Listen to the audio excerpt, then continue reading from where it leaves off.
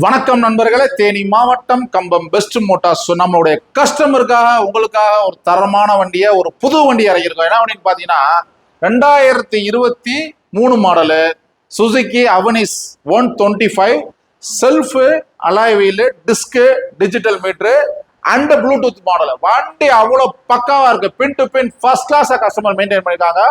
Front back, அதாவது front bumper and back bumper எல்லாமே customer சூப்பரா போட்டிருக்காரு. வண்டி தரமா இருக்கு.